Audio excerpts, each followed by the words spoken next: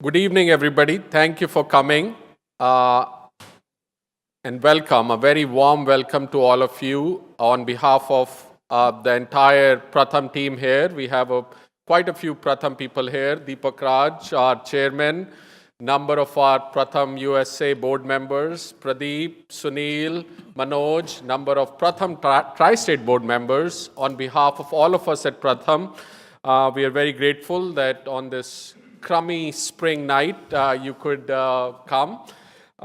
Before we get to the panel, just a quick word on Pratham for those of you who may not know us. Pratham was founded 23 years ago, in 1994, so almost 24 years ago, on a simple but very powerful idea that every child has a right to a quality education. 2 decades later, we've made good progress. It's not enough, but we've made good progress, and now we make a difference to 5 million lives every year by improving educational outcomes. I'm not going to spend too much time on Pratham, but do Google us, and if you have questions, please reach out to us. We are very passionate, and we'll be happy to take you through what all Pratham does. And now to our panel discussion. Today's topic could not be more relevant with everything that is going on in the world. Asia, as all of you know, is not only the Earth's biggest continent, not only the most populous, but by 2030, it'll be home to 4 of the 5 largest economies in the world, 3 of which will be China, US, and India. The economic rise, especially of China, but increasingly of India, has precipitated a reshaping of both security and economic alliances that are underway as we speak. The future, and clearly those alliances are challenging the post-World War II order that has existed in Asia and frankly the rest of the world. Increasingly, to the rest of the world, it's going to matter a lot, and certainly it's going to matter in Asia, how the new order shapes up in Asia. And I must say, it's not an easy question to answer, but we couldn't have asked for a better panel to at least start the process of discussing how things might shape up. And I'm truly delighted, I'm really excited, I should say, and honored to welcome an outstanding group of experts we have here who have joined us this evening. Alyssa Ayers, who is a senior fellow at Council for Foreign Relations, a former Deputy Assistant Secretary of State, and author of a new book, which I think everybody should read, Our Time Has Come, How India is Making Its Place in the World. Welcome, Alyssa. Professor Anil Gupta, the Michael Dingman Chair in Strategy, Globalization, and Entrepreneurship at the Smith School of Business at University of Maryland, my alma mater, and a big hitter, I must say, and author of several books on Asia. Ankit Panda, who is an award-winning writer, is going to be our moderator. He's the senior editor at The Diplomat and also a columnist at South China Morning Post. For those of you on Twitter, I must say you should start following Ankit. He's prolific, and frankly, his range of expertise is amazing. We also have Professor Devesh Kapoor, who is the Madan Lal Sopti Professor for the Study of Contemporary India and Director of Center for Advanced Study of India, CASI, at the University of Pennsylvania. This summer, Devesh will be joining the School of Advanced International Studies as the Director of Asia Programs at the Johns Hopkins University. Welcome, Devesh. And we're also excited to have Professor Ding Chen, who is a professor of international relations at Chinan University, a fellow at the Global Policy Public Institute, and an expert at all things China. So welcome to Ding. Without much further ado, Ankit, the floor is yours. Well, thank you, Gagan, for that very kind introduction, and thank you all for coming out on a not-so-great spring night, not the best of what New York City usually has to offer this time of year. I count myself very fortunate to be here with 4 very distinguished experts for a conversation tonight on 3 countries that are no doubt going to be pivotal in the story of the 21st century And over the course of today's discussion, we'll talk a bit about a variety of geopolitical topics in terms of how India, the United States, and China relate to one another, relate to the world, relate to their regions. But I'm also hoping that we'll be able to dig into some of the questions surrounding the economic relationships between these three countries, the security relationships, and the promises and risks that lie ahead. So to kick off today's discussion, I've asked each of our four panelists to offer brief opening remarks that will hopefully get the ball rolling on what will be a thought-provoking discussion today. So first of all, I'd like to turn it over to Devesh to offer some of your impressions on how India has reacted to and how it is thinking about what is arguably one of the most significant geopolitical undertakings in Asia in a very long time, certainly I think so far in the 21st century, which is China's Belt and Road Initiative, which was written into China's party constitution last fall at the 19th Party Congress. It is the crown jewel of Chinese President Xi Jinping's initiative, and New Delhi made headlines last year for famously spurning its invitation to the Belt and Road Forum, which took place almost exactly 1 year ago this week. So Devesh, I'll turn it over to you to offer us some thoughts to get started.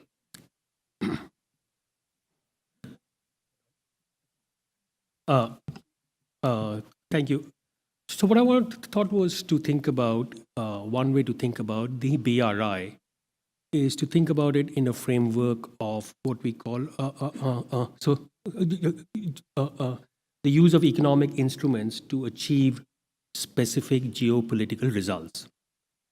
The US has used trade policy. It uses economic sanctions. It's used with Iran, with Korea. And it's a good example of a country using its economic heft to advance its geopolitical goals. And it's very clear that China's Belt and Road Initiative is part of China's own geopolitical strategy.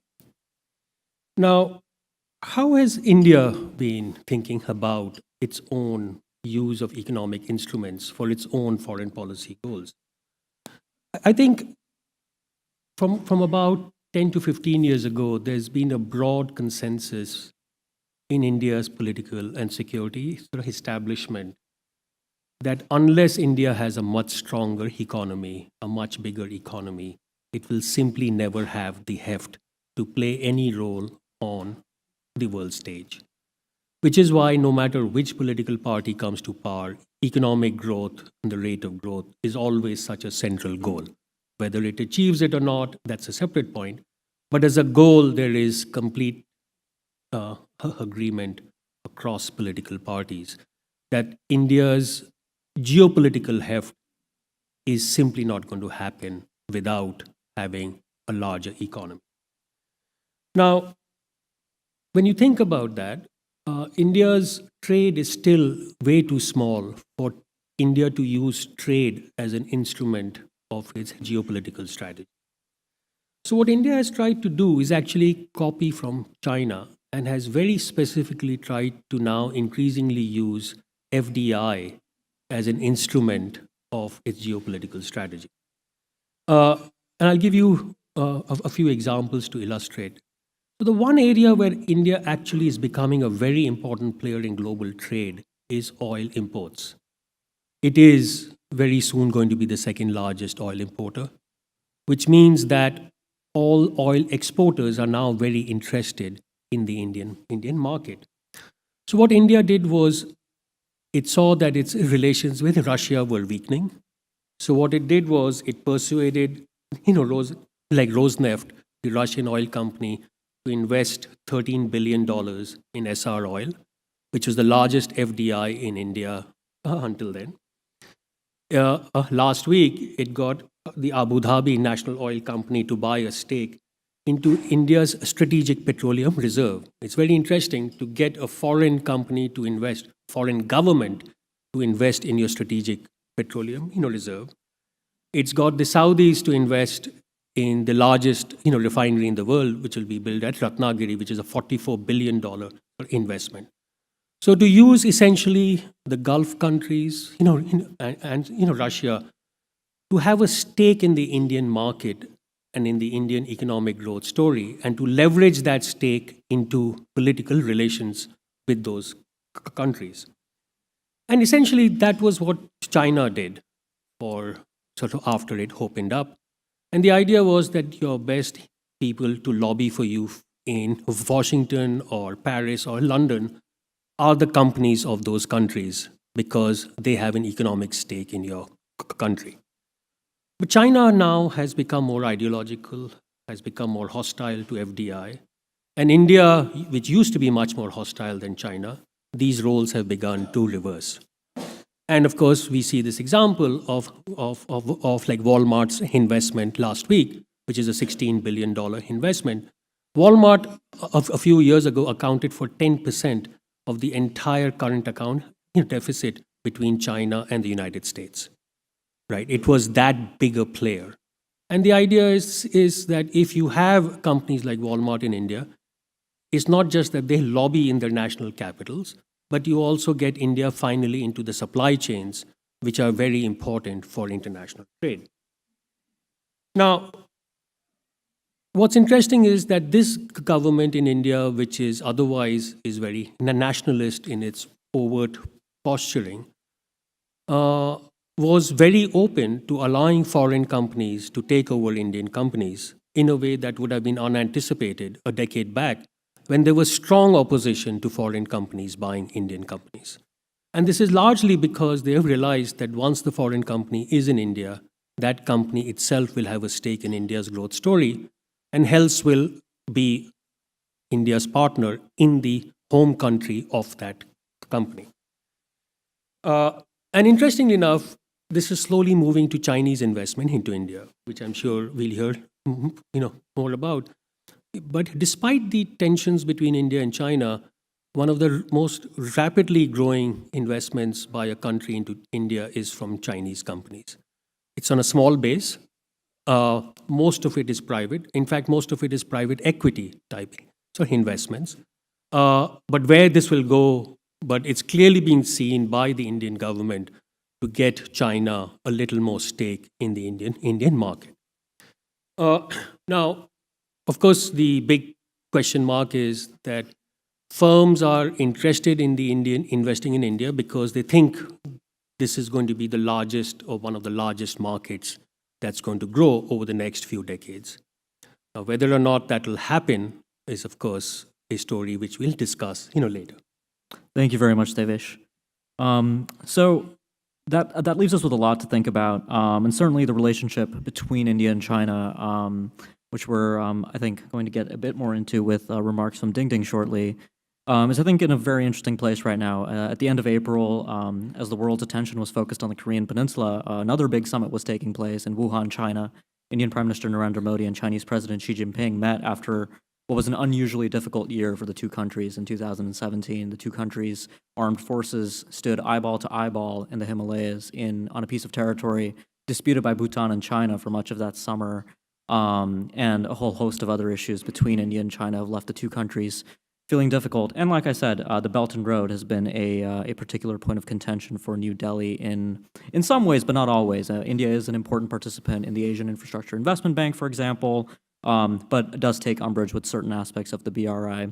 But Ding Ding, I wanted to ask you to maybe respond a bit to what Devesh had to say, but also give us your thoughts on how China, when it looks at a map of Asia, it sees a variety of Belt and Road projects in India's neighborhood, in Pakistan, in Sri Lanka, in Bangladesh, in the Indian Ocean, even more so in Nepal, where ties are quickly growing between the two countries. But how is China's leadership thinking about India and thinking about India's promise when it looks forward to the path to 2050, as Xi Jinping thinks about China's national rejuvenation project? All right. Thank you very much for the invitation. It's really exciting to be here, particularly to talk about these three major countries, three major economies that would be, in 20 years' time, would be the three biggest economies in the world. So it's really very, very exciting for me to be here. And I very much agree with Davish's remarks on the importance of cooperation between India and China in the future. And indeed, I think, Ankita has mentioned, this relationship, important one, is undergoing some kind of change or transformation. Well, that's not surprising because the whole world is also undergoing some sort of change in terms of order and governance modes. So from the perspective of Chinese leadership, I believe, of course, this is my personal view. I have no, more information to support my, to prove my claim. But my understanding is that the Chinese leadership does value positive China-India relationship for obvious reasons, right? First of all, these are the two most populous countries in the world, and very soon India would surpass China as the most populous country in the whole world. And together, they probably about 1/3 of the world population now. And India is very quickly becoming one of the, it's already one of the top 10 economies in the world. And very soon, I think India would surpass some of other major economies like Italy, Britain, and even Germany in 10 years' time to become really a major economic force in Asia and in the world. So from China's long-term perspective, this very important relationship must be recognized. And that's, I think, why we have seen this most recent meeting between Prime Minister Modi and President Xi in Wuhan, despite the last year's standoff in Donglan, which I think probably was a little bit of strategic miscommunication between the two countries. Didn't have to happen that way, but did happen because of some reasons we probably don't quite understand yet. But I think, very quickly, both countries' leaders, Prime Minister Modi and President Xi Jinping, understood that kind of incident should not happen again, because that really would derail this very important relationship. And again, without India's help and cooperation, and Belt and Road Initiative actually will not be successful, because even though it has seen some success in some parts of the world, but at the end of the day, without this participation of Indian economy and by the way, the U.S. economy, and this one certainly will not be the kind of success President Xi Jinping would like to see in 20 years' time. So I think the leadership understands that very well, and that's why that's the backdrop of all of this current, cooperation and all that. And of course, there are other differences between these two countries in terms of political system, in terms of geopolitical competition, and in terms of some other, issues related to history and all that.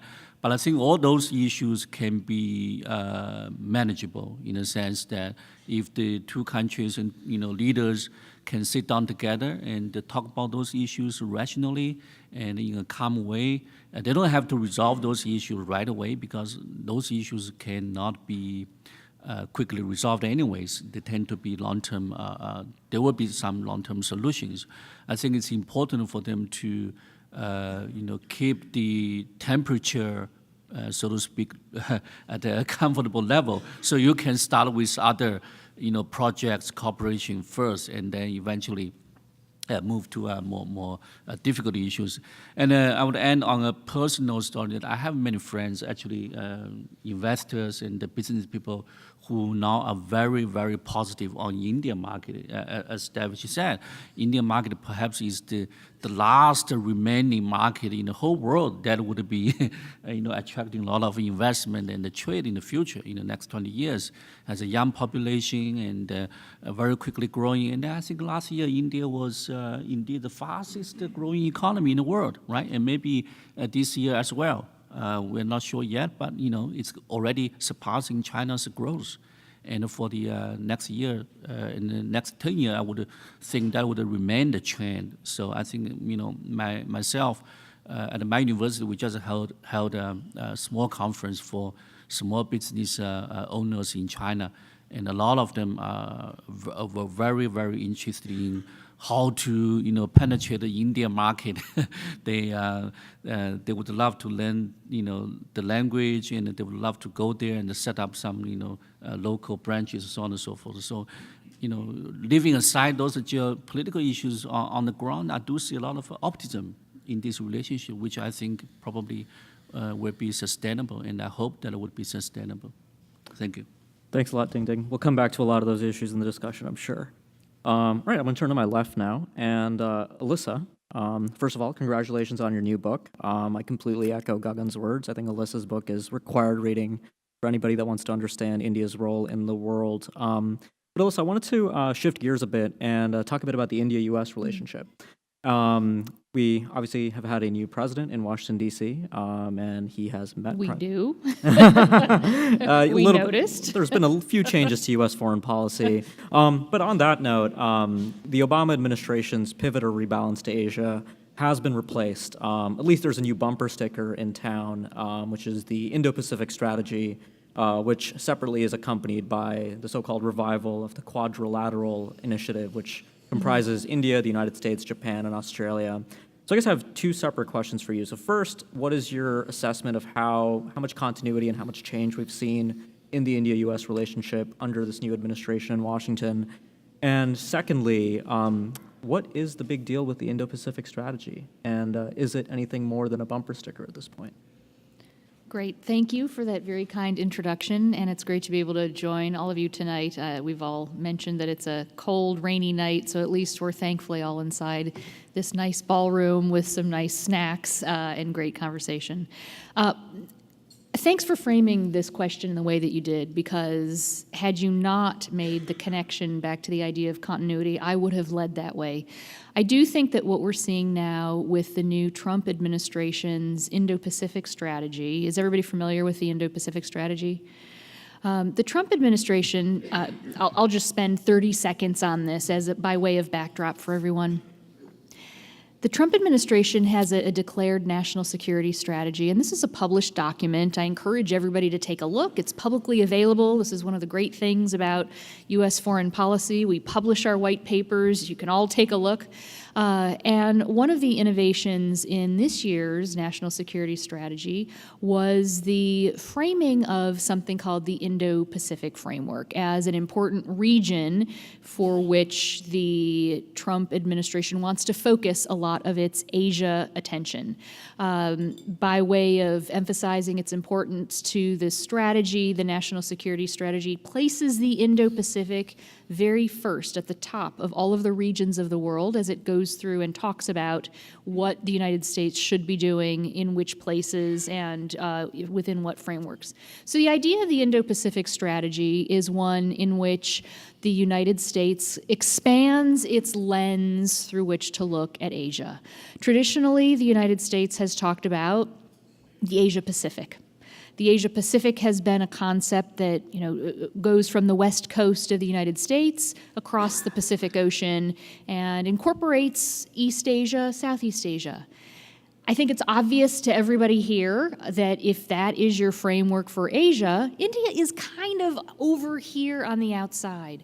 The idea of the Indo-Pacific framework incorporates India into that larger map. So it places India in a much more regionally strategic and central position.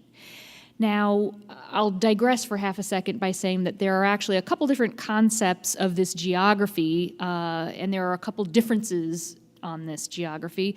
In India, people think of the Indo-Pacific concept, and in Japan uses this concept quite frequently.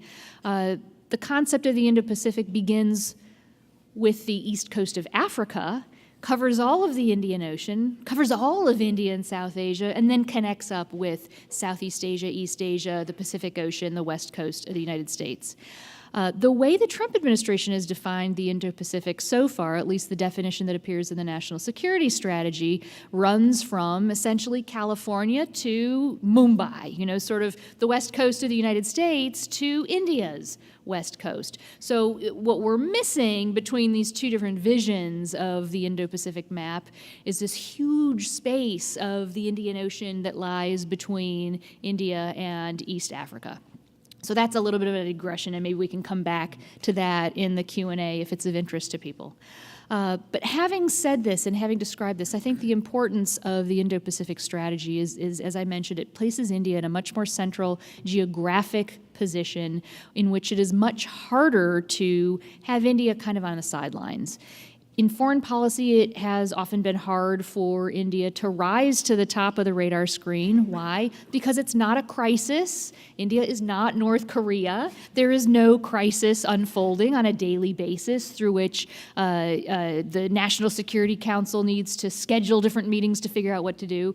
Rather, the U.S.-India relationship and U.S. strategy for our relationship with India is really a long-term strategic look. And so that's not always the thing that gets on your front pages or rises to the top of the radar screen. So placing India in a more central geographic location by expanding that framework of the geography is actually very helpful to elevating India's importance to U.S. long-term strategy. So that's point one. Point two, I would argue that this is actually quite consistent with what the Obama administration was doing, and in fact with what the George W. Bush administration was doing in expanding and deepening ties between the United States and India. If you look at what the Bush administration kicked off, of course it was the Clinton administration that really began the great U.S. opening with India, ending the decades of estrangement. But it was the George W. Bush administration that found a way through the civil nuclear deal to put a permanent end to the divide that had bedeviled bringing the United States and India closer together. So the Obama administration continued with pursuing the strategic relationship with India and took that a step further by developing a defense trade and technology initiative, putting strategic defense ties at kind of the leading edge of the relationship. I'd argue that they remain there to this day. It is a very, very productive, fast-moving area of U.S.-India ties. One of the important developments in the Obama administration between India and the United States was the release, and again, this is another public document, you can all take a look at this, was the negotiation and release of something called a joint strategic vision for the Indian Ocean and the Asia-Pacific. And I encourage everybody to take a look at this because it lays out how India and the United States do have a shared set of concerns, shared preoccupations that cross the gamut of the Indian Ocean and the Asia-Pacific, whether it's increasing economic ties for building prosperity in both of our countries, whether it's securing the seas, freedom of navigation to secure our trade routes and sea lanes, whether it's protecting the environment or working on issues of climate change. Those are all centrally important in this large expanse of geography that the Obama administration termed the Indian Ocean and Asia Pacific. I think that is entirely of the same trajectory with what we see now with the Trump administration's security approach toward India. So I think that indicates that certainly in the United States, you see this kind of strong bipartisan agreement on the importance of strategic ties with India. You see those ties continuing to grow and deepen over the course of successive administrations. That's been reciprocated in India as well. So that's a very good news story. Now let me caveat everything that I just said by offering that on the economic side, there's been a little bit of change. The Trump administration's approach to economic issues are a little bit different than the Obama administration or the George W. Bush administration's or the Clinton administration's approach to India. First among these, I would say that India and the United States have a large number of frictions in the economic relationship, and that's not a surprise, and it has been that way for some time, so this shouldn't be news to anyone. What is different now with the Trump administration is their larger approach to issues of reciprocity in trade relationships, and that has caught India up in the same net. So the Trump administration has begun to focus on the challenge of trade deficits with countries. Well, it turns out we've got a $26 billion trade deficit with India. So India is now on that list of countries with which our U.S. Trade Representative Lighthizer, raises the issue of the deficit with India and asks Indian officials how this is going to be reduced. So that's a new element in our economic dialogue. The Trump administration has also imposed higher tariffs on steel and aluminum products coming into the United States. It turns out this is important for India too. This is not an India-specific economic initiative, but India is caught up in that same net. So I would argue that on the economic side, things are a little bit different than they were in the past because we've added to the laundry list of frictions that already exist and made that list longer. Indo-Pacific. The importance of this and why it matters, I think I've sketched that out a little bit geographically, but is this real or is this a bumper sticker? I mean, I'd argue that it is real, but it needs more agenda items and more work to really come to its full potential.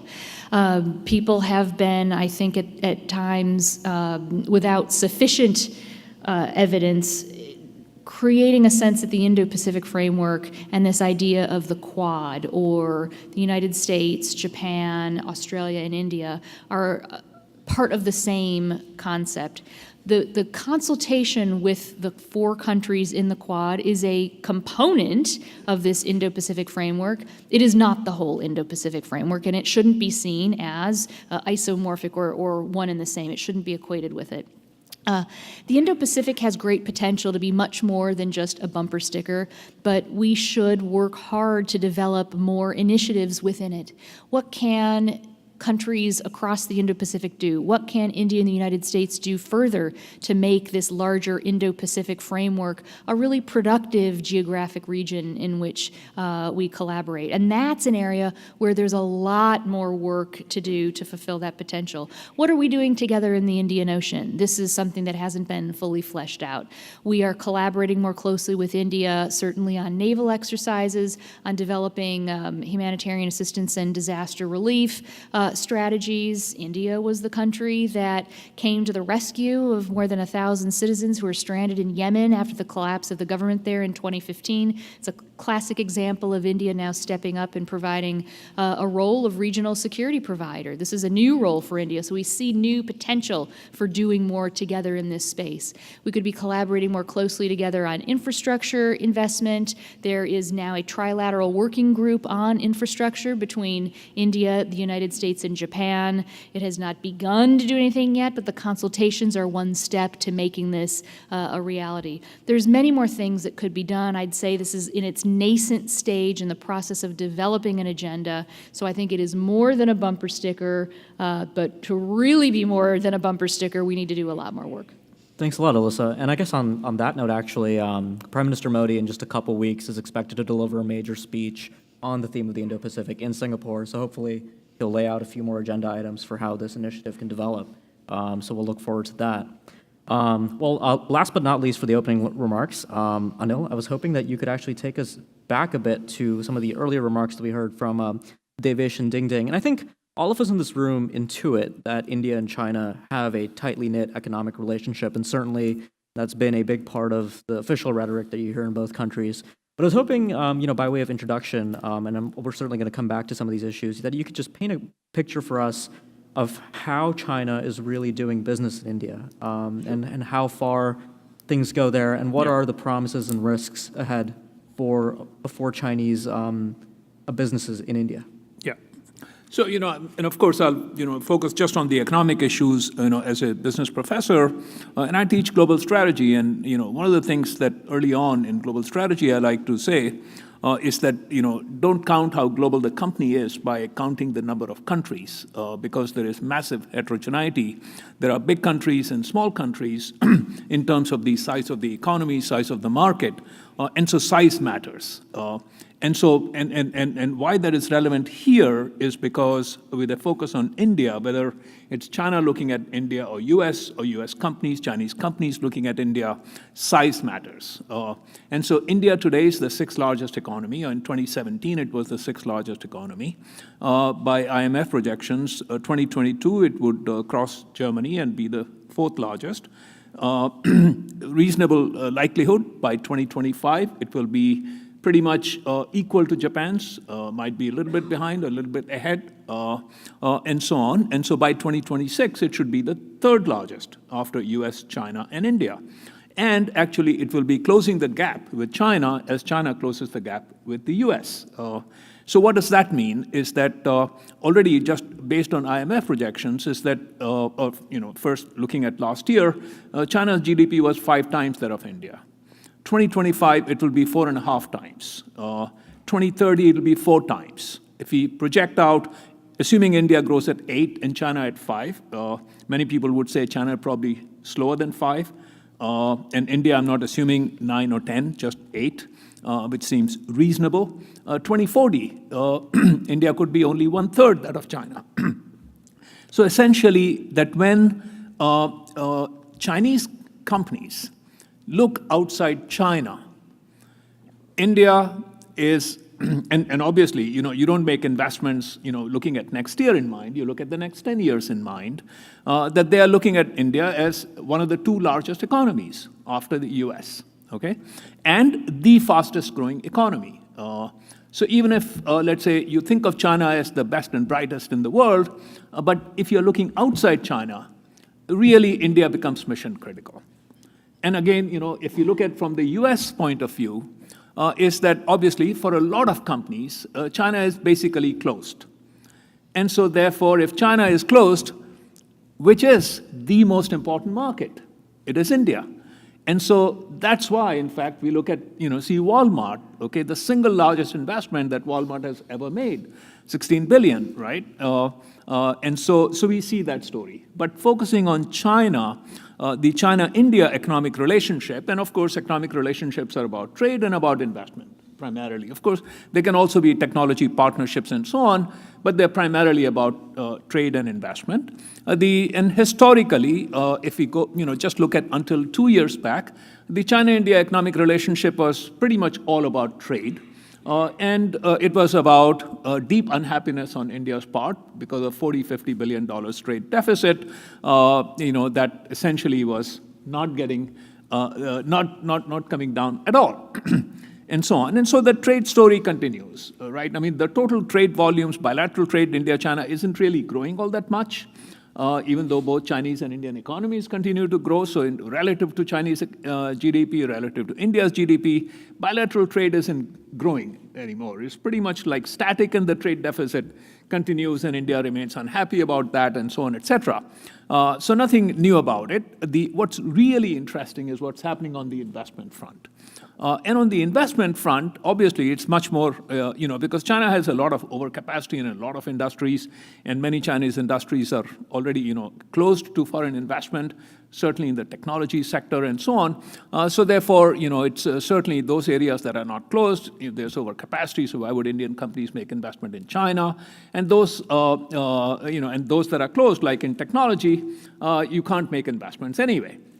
So therefore, it's really much more from investment from China into India.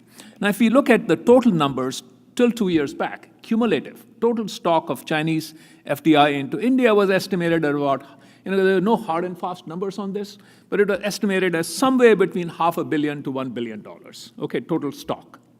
But then if we just look at what has happened in the last 2 years, it's been very interesting. So then, of course, so why do companies make investments outside their borders? It's really 4 things. I mean, otherwise, it's just madness can play a role. But otherwise, rational, you go for resources, so you make investments in Africa or Australia or Canada because you're looking for iron ore or oil or something like that.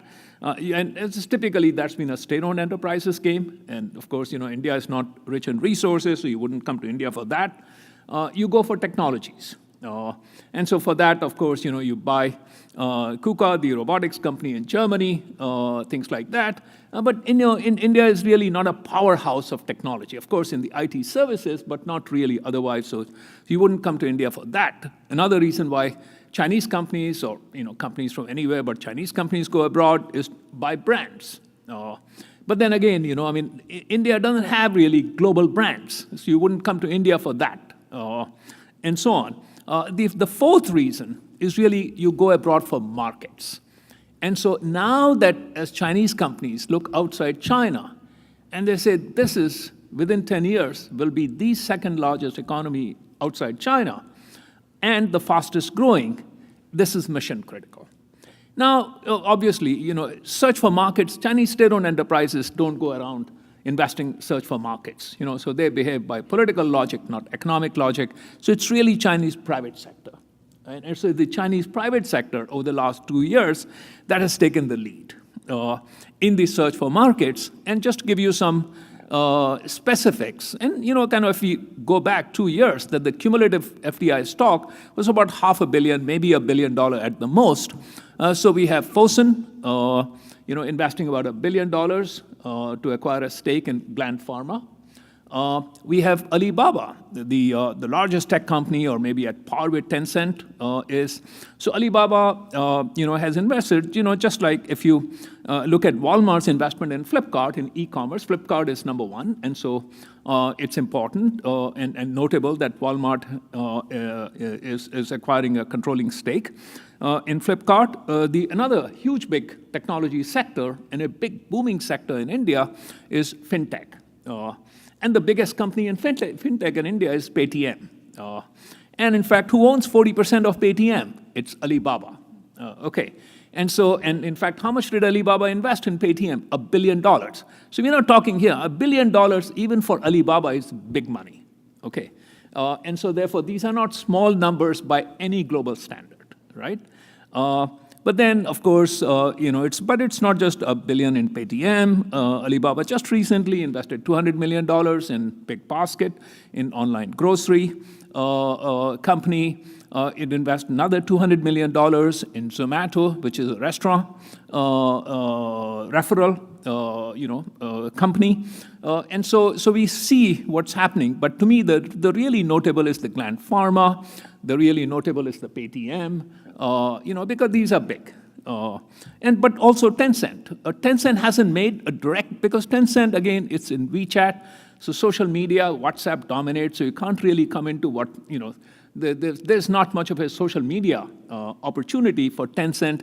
They're big in gaming, but there isn't really big opportunity. So what Tencent has done, instead of making kind of the kind of investment that Alibaba Group has done in e-commerce and in fintech, that Tencent has come in more like an investor. So Tencent actually is a reasonable investor in Flipkart, and Walmart is in talks to acquire the Tencent stake.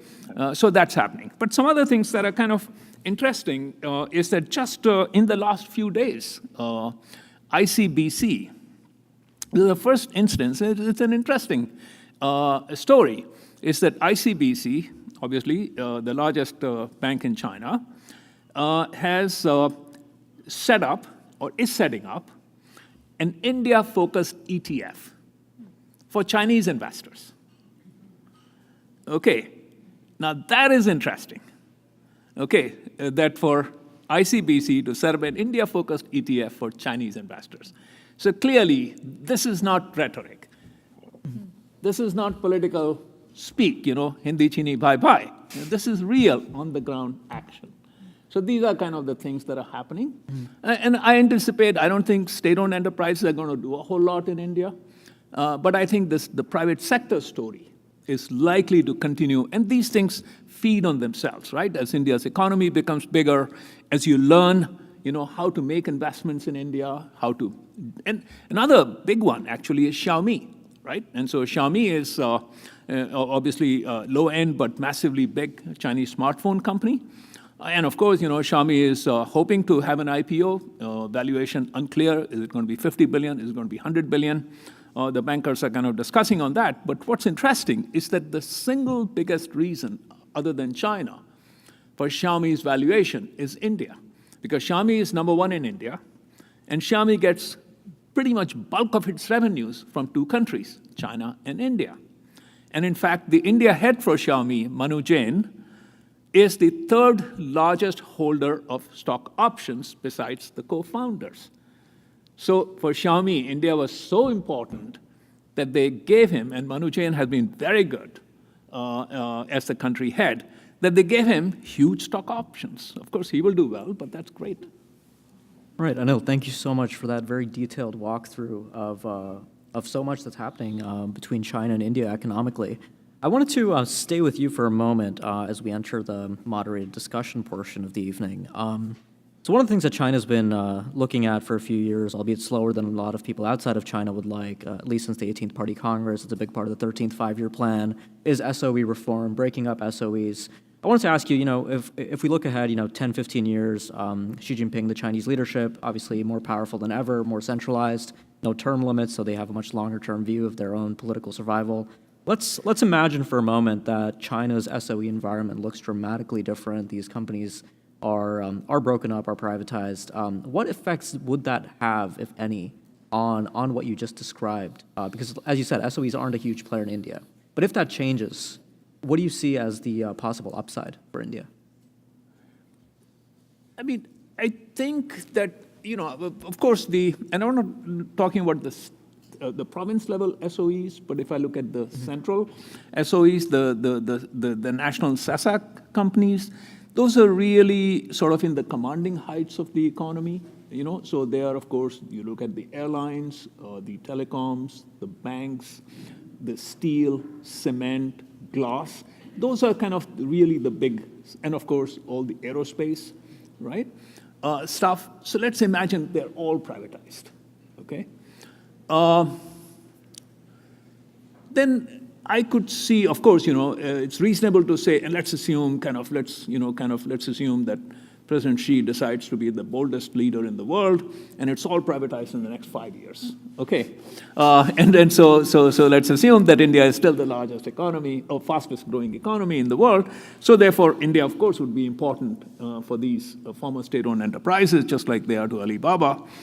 So they would be looking at India, and I think that we would see a lot more investment. And I think, to touch on the geopolitics side, I think greater economic linkages, less so by trade, more so by investment, do have a calming effect. And so in that sense, I think that would be good. Right. Thank you. We'll come back to that in a moment. I wanted to turn back to Devesh. You said something very interesting in your opening remarks that stuck with me, which was that China is a more ideological place today. And we see aspects of that in certainly how President Xi describes the Belt and Road Initiative. Certainly his 30,000-word political report at the 19th Party Congress was very, very big on ideology. This is a common refrain that we hear. But I wanted you to, what are your thoughts on what that means looking forward, for through 2050, effectively, for China's relations with both the United States and India? What are some of the risks that arise from a more ideological China, and what can the United States and India do to cope with this?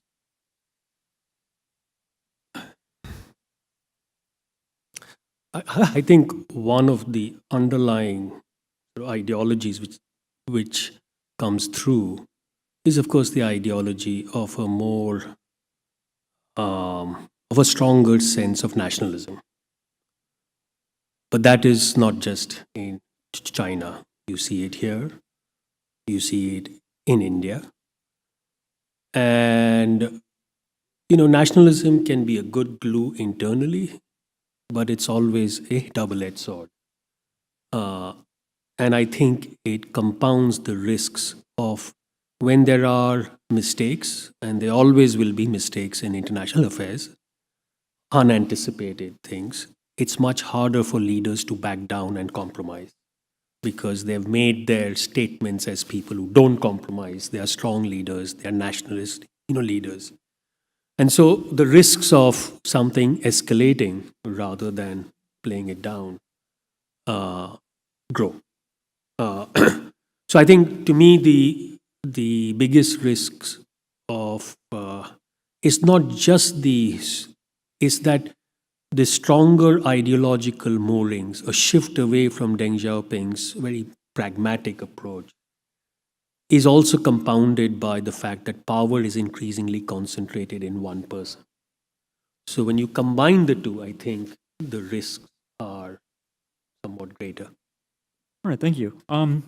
Ding Ding, I wanted to bring you into the conversation to talk a bit about China's reaction to the Indo-Pacific Initiative. I think Alyssa offered a very good overview of what the strategy is and what the United States, India, Japan, Australia are trying to do separately with the Quadrilateral and the broader Indo-Pacific strategy, which also involves other countries. The common criticism that you hear from Chinese sources is that this is a very thinly veiled attempt at geopolitical containment of a rising China, of a more assertive China. Would you say that view is set in stone and unchanging for China, or are there certain ways in which the Indo-Pacific strategy might eventually be something that China would welcome in the Indo-Pacific? Well, I think since, as Alisa mentioned, the Indo-Pacific strategy is still in a very early stage, A lot of the components are still, have not been fleshed out. So the Chinese leadership or the Chinese scholarly community, they're still trying to figure out what exactly that means, even though there's this big label right now out there, but the components are missing. So they're not sure about the components and how that would affect China and the China-India relations in Asia. But overall, I agree with Ankit that they tend to have a more negative view of this, just like they had a more negative view toward the pivot to Asia strategy during the Obama administration, and they tended to view that as a sort of if not containment, as a sort of a soft containment, some kind of a strategy like that. But that's not surprising because they viewed the pivot to Asia or Asia balancing strategy the same way. So that has not changed. Whether in the future there would be a more accommodating to this idea, to this strategy, I think it depends on, again, what would be the real initiatives coming out of this strategy. And right now, they do not see that as a major threat, again, because of many reasons. And one reason is because, again, while we had this recent meeting between President Xi Jinping and Prime Minister Modi, the Chinese leadership or the Chinese scholars believe that India has always been and will continue to be an independent foreign policy actor in the world. So India does not necessarily want to get too close to the U.S. For many reasons. So China is not so much worried about that, as opposed to Japan, Australia, who are traditional allies of the U.S. So they have, and China also believes that India needs China, and China needs India as well. So there are many tools that the Chinese leadership can employ to basically woo India closer to China. So they're not so worried about this, sort of India-U.S. Alliance, targeting China. It's not there yet, at least not in the near future. Whether they would be embracing that strategy, also I think depends on how India thinks about this issue. If India makes Indo-Pacific strategy, from India's perspective, of course, a more inclusive one, a more open one, and then there are things that I think China and India can work together. One recent example is, as we see from the Wuhan meeting, of course, depends on how the implementation would go. But India and China are talking about a joint economic project in Afghanistan.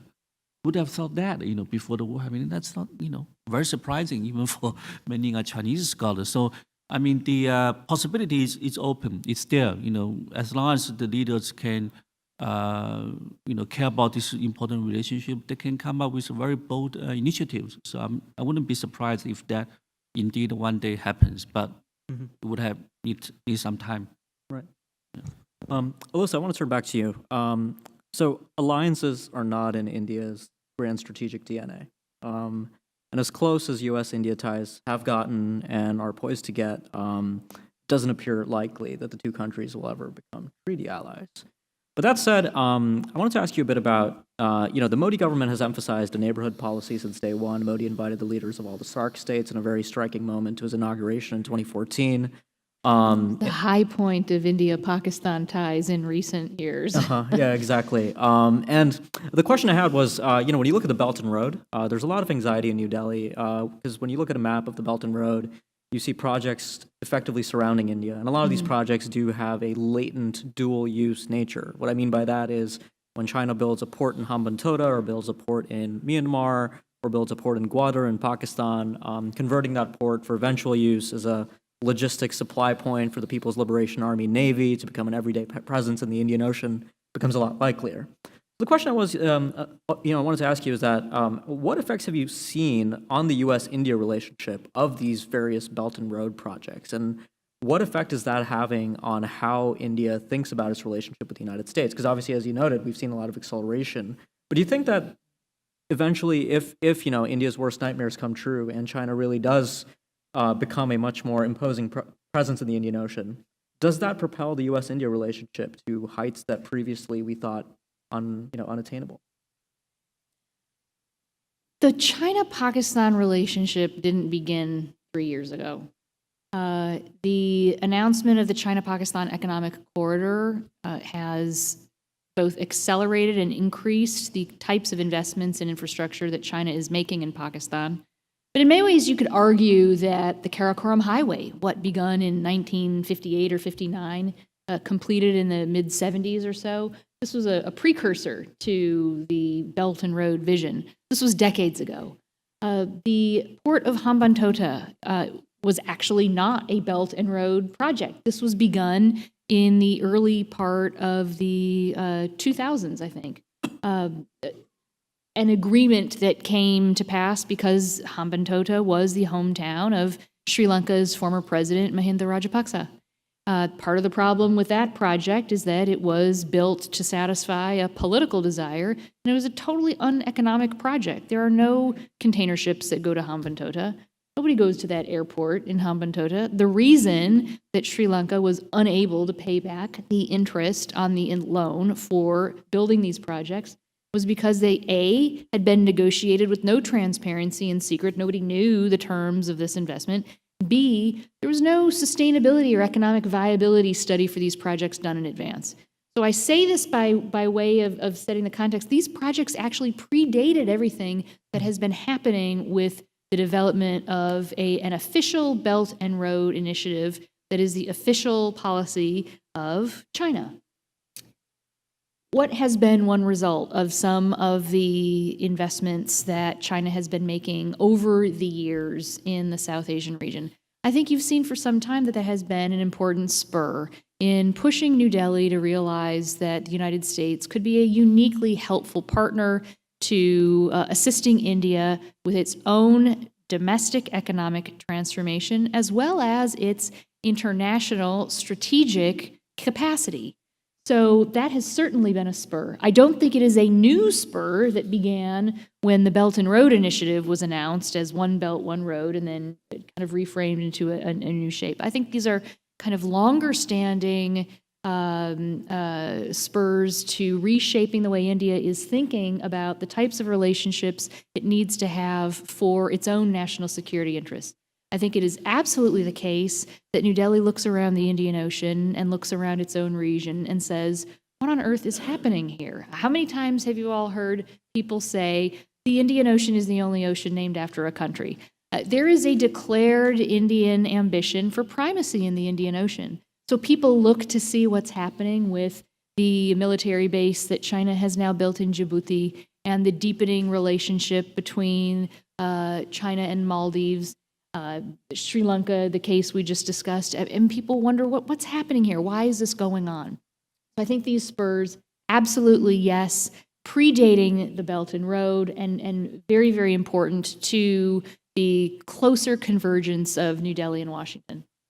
All right, thanks a lot. So I do want to turn to audience questions shortly, but before I do that, I wanted to invite all of our panelists very briefly, maybe 60 to 90 seconds, take an opportunity to offer us an insight into a real risk that you see sort of playing out geopolitically between these three countries, something that we don't talk about enough, something that could seriously destabilize them either internally or cause major friction economically, politically, in the security realm.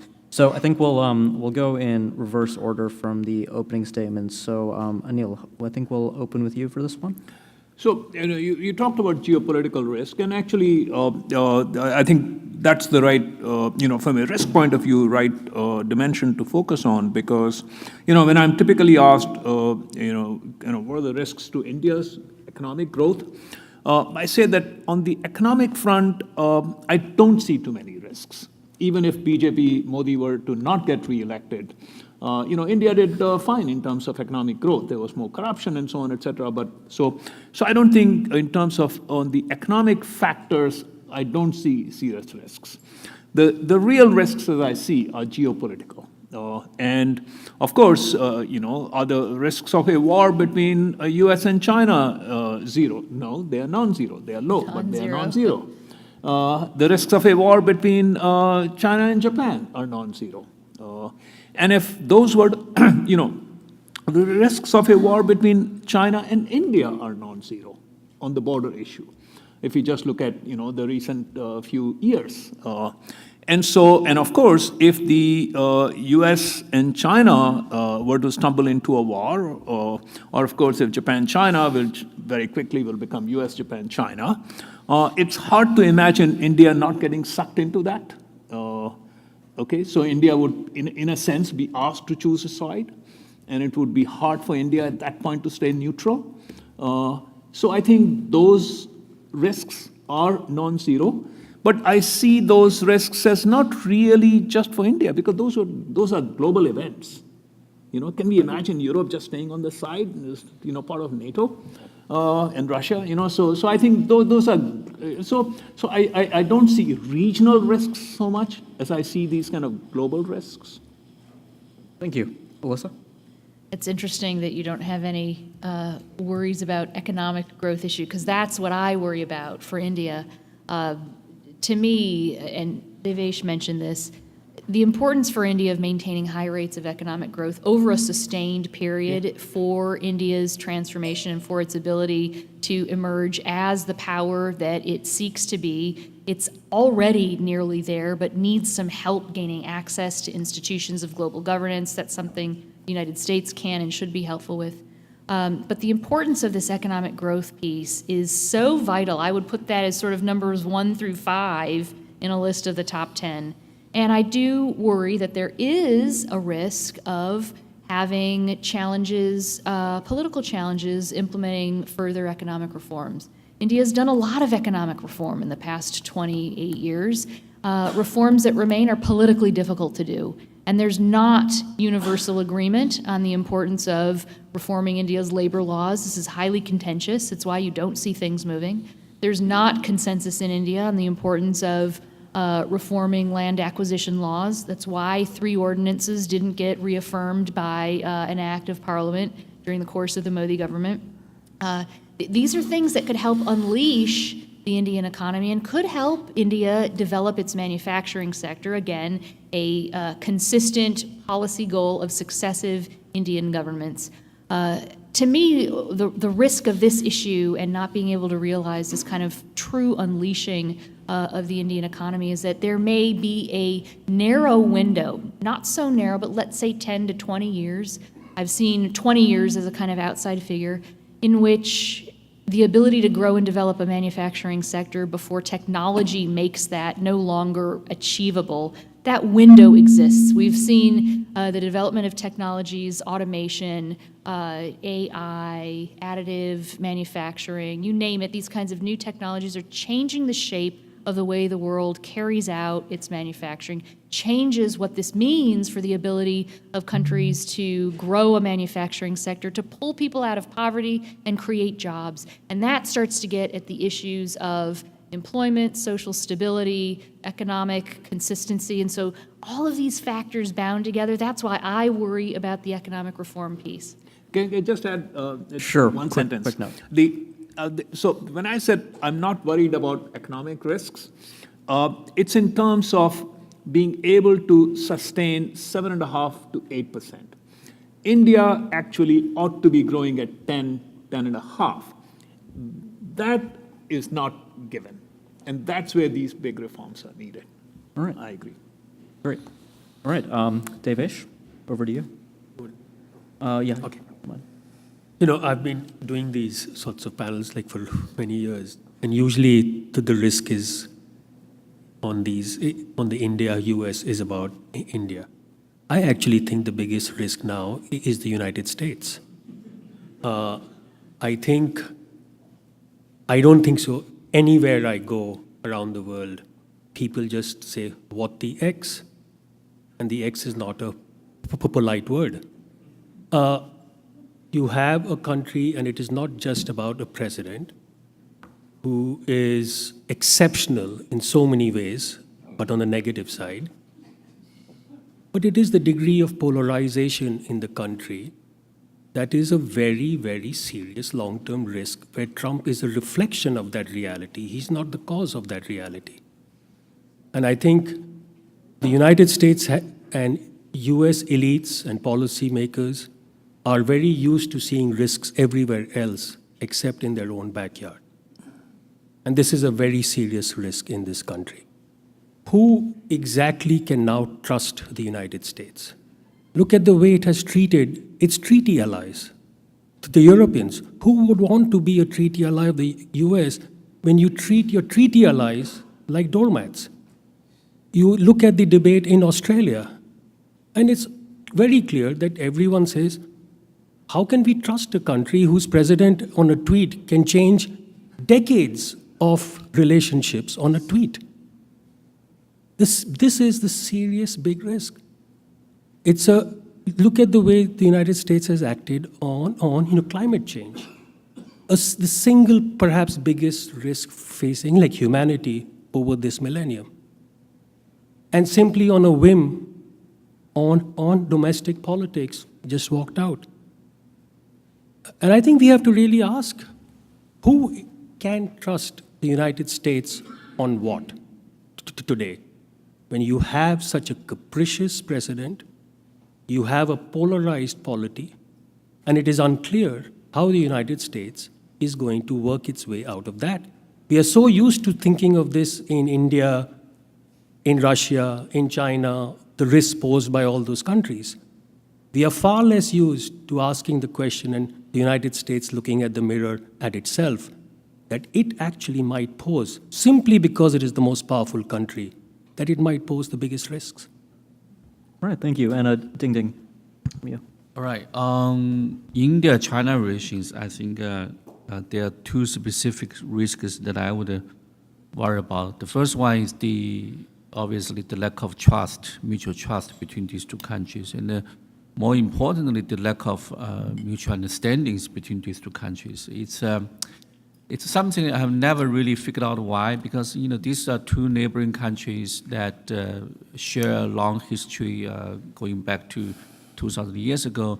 But currently, there's really a very serious problem of mutual misunderstandings. Very few Indian students go to China to study, and even fewer, I have not really heard many Chinese students studying in India. And that's a huge problem because that creates misunderstanding, miscalculation, mistrust, and so on and so forth. But maybe things are improving in recent years. And at my university in Guangzhou, we have actually more than 200 students from India studying medicine in my university, because I was told that when they go back, they could get a medical certificate and become maybe a doctor or something like that. So that's good trend. That's the first risk. I would encourage both governments to invest more, and just like the 500,000 Chinese students studying in the U.S. and maybe another 100,000 studying in China every year. So that's actually very important people-to-people exchange foundation for better relations. The second risk is miscalculation on both governments when things are complicated. So when they see from either from China or India's perspective, there is vulnerability on the other side, they might try to take advantage of that vulnerability. I think that's a mistake. I don't know whether last year the Daolam incident is a result of those considerations, but it could happen. So it requires self-restraints on both governments. Do not take advantage of the other side, even though there seems to be some sort of a vulnerability, whether it's economic problems, whether it's political instability, so on and so forth, because that would really lead to things very, very ugly for both countries. And lastly, to echo Alyssa, I think not just India and China, not just U.S., the whole world faces this very potentially big problem of technology, that is in artificial intelligence and all that. India has a huge population. You think about all these robots in the future that might take over humans' jobs, and how do you deal with the unemployment problem, which is, I don't think it's on the high agenda of every government, but it should be, because it's coming quickly. Maybe in 10 years, a lot of the jobs drivers, waiters and waiters, all of that, and even including professors' jobs might be replaced by, robots. They remember every word of Wikipedia and all that. And I don't remember what's going on. I don't know how many rivers there are in India, for example, right? So we are in danger, in 10 years, in 15 years, and we should think about it. All right, thanks.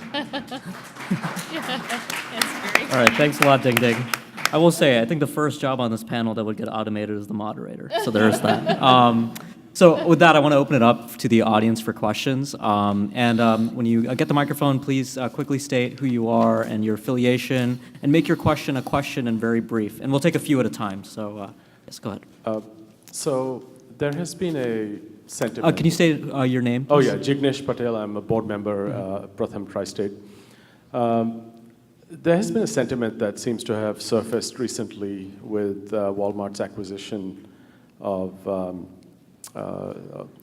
Flipkart. That, how China restricted access to internet companies way back.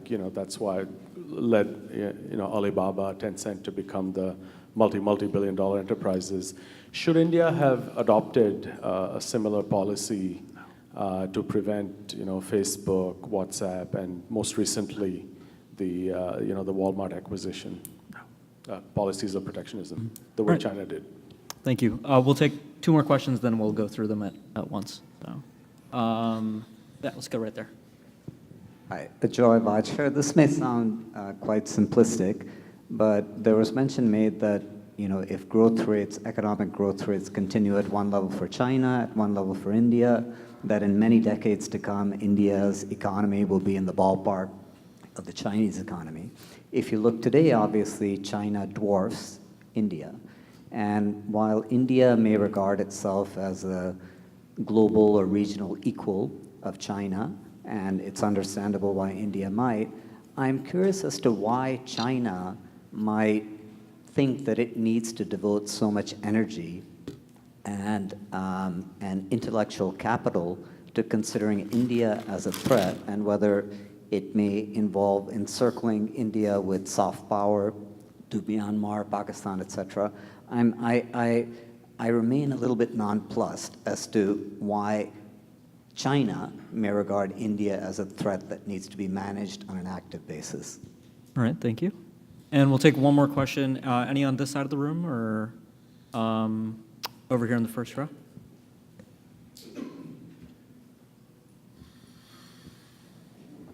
Hi, my name is Sunil Kumar. I would like to ask the question about Indian rivers, the majority of whom originate in China-controlled Tibet.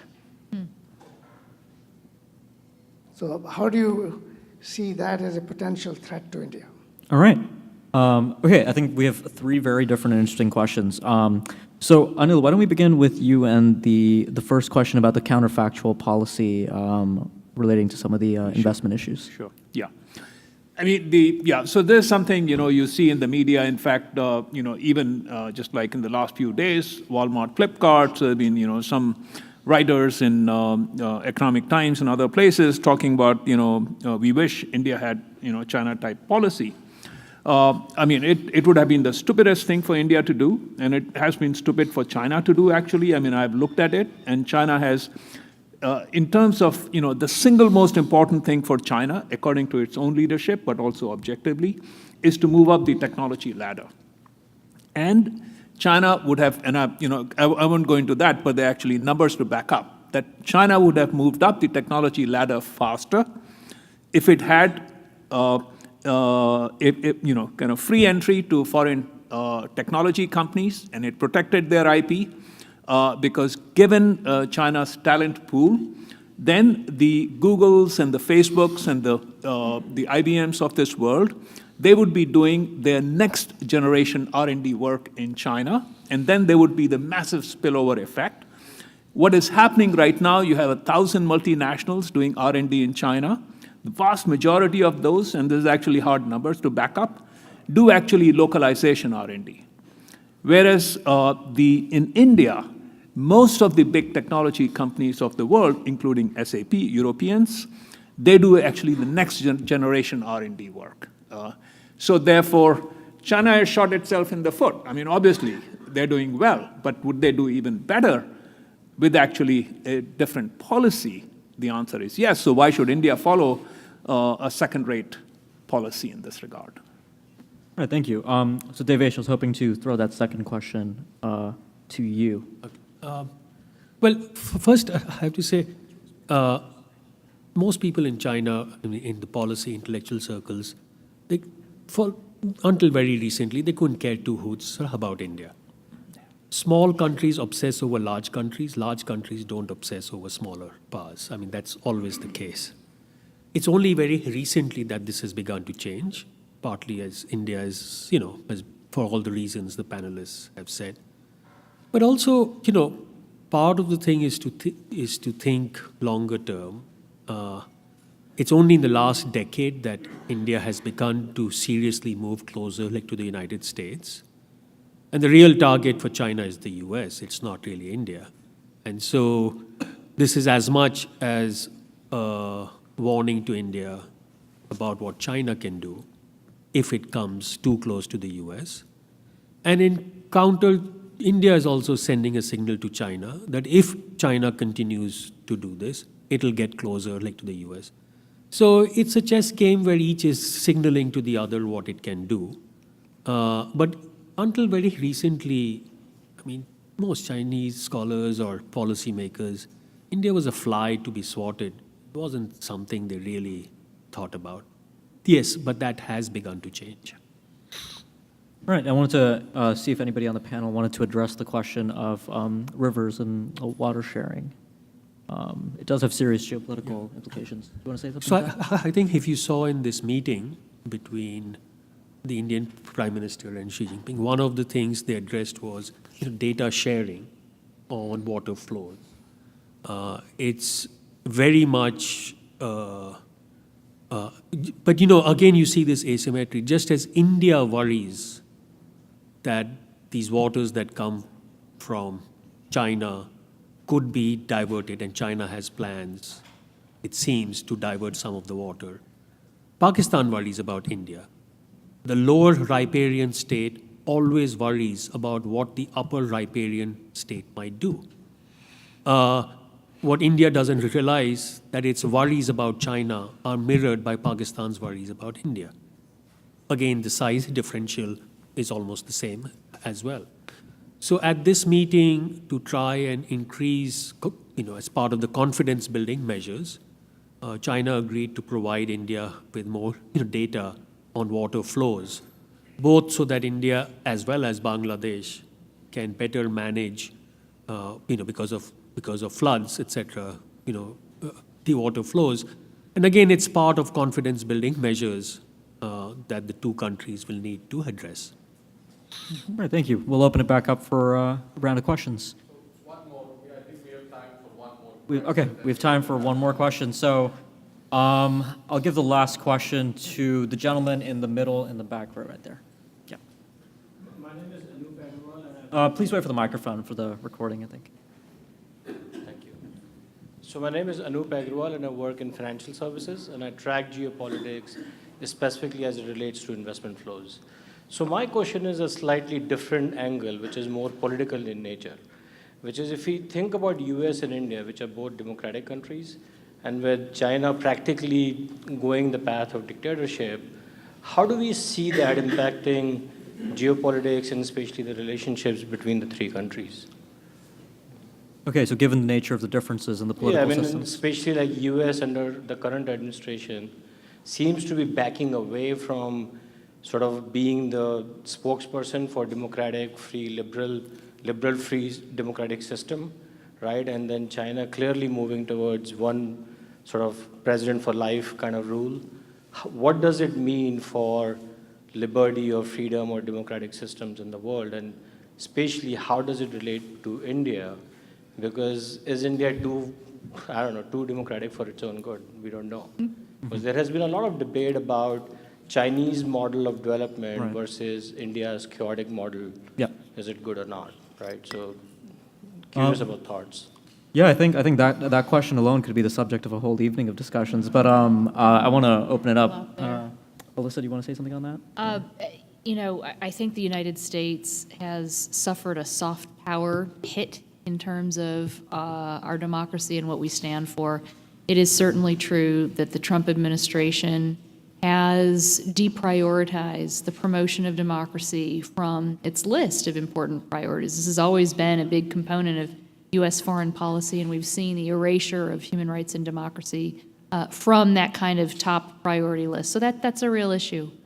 At the same time, it has been fascinating to see the administration prioritize as a very top priority upholding a free and open Indo-Pacific as a primary geopolitical strategy.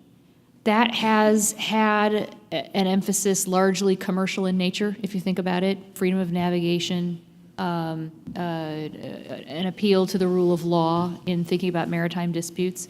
That has not been focused in the same way on democracy and human rights. So you've got kind of two parallel tracks where in previous U.S. administrations, not only would we have been deeply invested in promoting freedom of navigation and upholding the rule of law, but we would also partner that with democracy. So I think there has been a soft power challenge to what the United States stands for on that front. India, as the world's largest democracy, does not traditionally promote democracy proactively. It's happy to provide training and advice when asked, but doesn't have a sort of missionary zeal to go around to countries around the world and promote democracy. So we actually have very different approaches on that front to what we do together. Anil, very quickly. Yeah. Quick. Just, this thing about is India too democratic for its own good? So that kind of bugs me a little, so I thought I'll say something. Because, let's assume that India pays a 2% growth democracy tax, meaning that it could grow at 10, it grows at 8 or 7.5.